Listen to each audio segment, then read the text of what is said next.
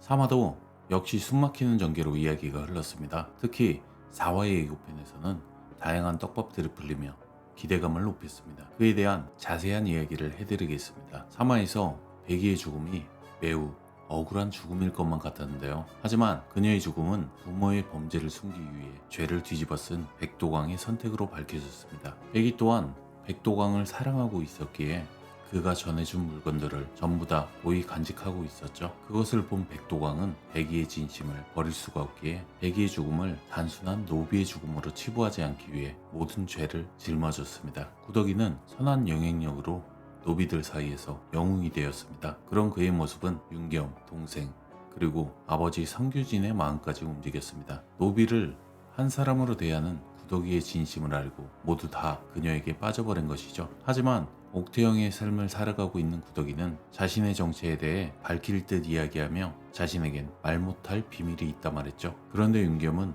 그녀의 말에 비밀은 누구나 있다 말하며 아무도 모르면 들리리니 숨기라 말하죠. 결국 그 말은 윤겸도 마찬가지로 말 못할 비밀이 있음을 암시해준 복선이었는데요. 이미 추노꾼들도 구덕이의 몽타주만 보고도 단번에 알아보았다는 사실은 조금만 세심하게 본다면 구덕이의 진짜 신분을 알아차릴 수 있다는 말이죠. 이전에 윤겸도 구덕이에게 현상금이 걸린 몽타주를 직접 보았음에도 아무렇지 않게 행동한 이유는 그의 대사에서 알 수 있음이 확실해 보입니다.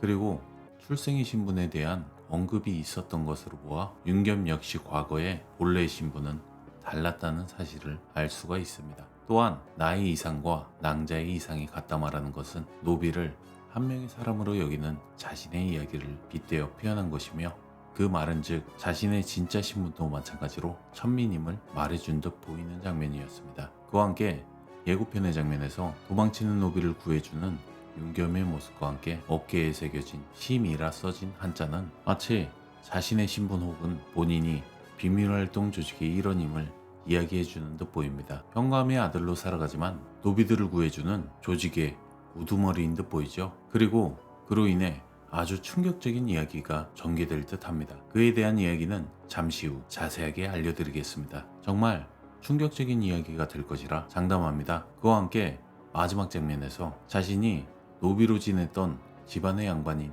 김소혜와 마주치며 3화가 끝났습니다. 이미 이 장면부터 4화가 엄청나게 궁금해졌는데요. 김소혜는 자신이 부리던 구덕이가 요광을 들이부은 사건으로 인해 똥소혜라는 별명이 붙게 되었습니다. 그리고 그로 인해 마땅한 혼처를 찾지 못하고 있었죠. 이미 그 사건은 동네에 소문이 나게 되었고 자신의 처지에 화난 듯한 모습으로 거리를 돌아다니고 있었던 것입니다. 자신을 김소혜가 아닌 똥소혜로 만든 장본인을 찾기 위해서 말이죠. 보이는 노비들마다 얼굴을 확인하는 장면이었는데 때마침 구덕이와 마주치게 되는 장면으로 3화가 끝났습니다. 그로 인해 구덕이의 진짜 정체가 들통날 뻔한 장면으로 연출되었죠. 삐뚤어진 눈썹 하나로 자신의 감정을 적나라하게 보여주는 김소혜는 눈앞에 구덕이를 보았음에도 전혀 눈치채지 못할 것 같아 보입니다. 자신이 지금껏 봐왔던 구덕이는 매우 형편없고 똑똑하다고 생각하지 않았기 때문이죠. 하지만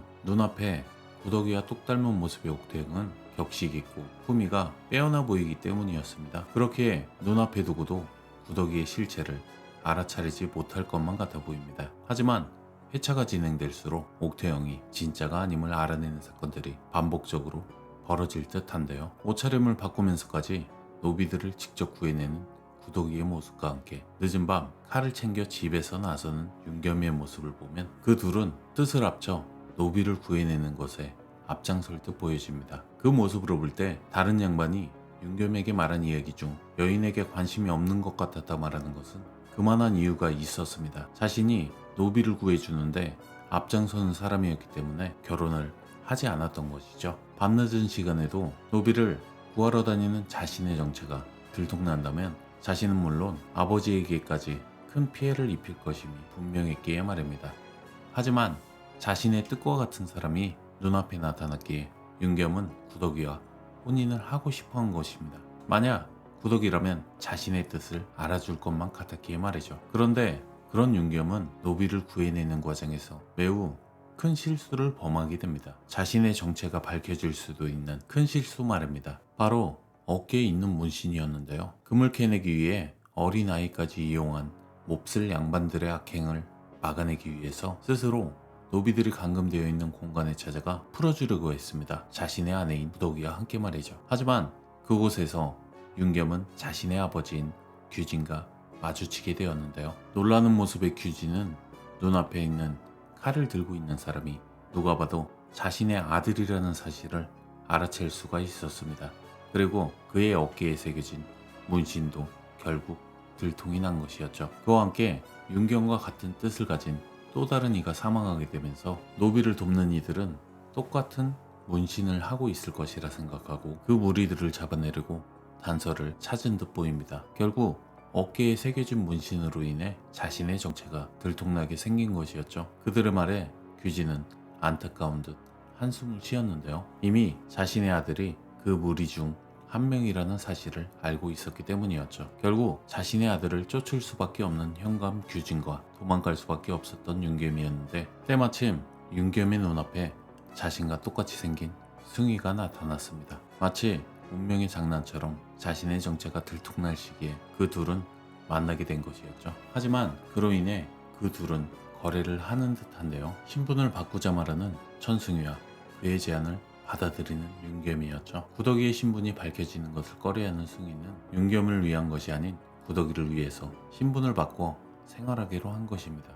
윤겸이 그 무리 중 한 명이라는 사실이 들통나면 집안 사람들은 모두 역적으로 몰릴 테니 말이죠. 정기수로 살아온 승희는 그 누구보다 윤겸의 역할을 할 수 있는 인물이었죠. 윤겸의 정보만 알아낸다면 윤겸처럼 생활을 할 수가 있는 사람입니다. 그렇게 어깨에 문신이 없는 자신이 자처해서 윤겸으로서 살아가게 된 것이었죠. 결국 승희는 그 둘을 지키고 구덕이를 며느리로 들인 집안까지 지킨 것입니다. 옷을 바꿔 입어 윤겸의 역할을 하는 승희와 승희의 역할을 하는 윤겸으로 인해 그 둘은 더 이상 떨어져서는 안 되는 삶을 살게 된 것이었습니다. 문신을 지우지 않는 이상 언제든 정체를 들킬 수 있기에 상황에 따라 바꿔 생활을 해야 하기 때문이었죠. 첫 화에 남편이 2명이라고 말하는 장면은 결국 둘의 정체가 들통난 상황이기에 그와 같은 이야기로 첫 시작을 알린 듯한데요. 윤겸과 승희가 번갈아가며 구덕이와 함께 생활하는 것을 다른 이들이 알았기에 노비들과 함께 끌려가는 장면으로 시작된 것이었죠. 결국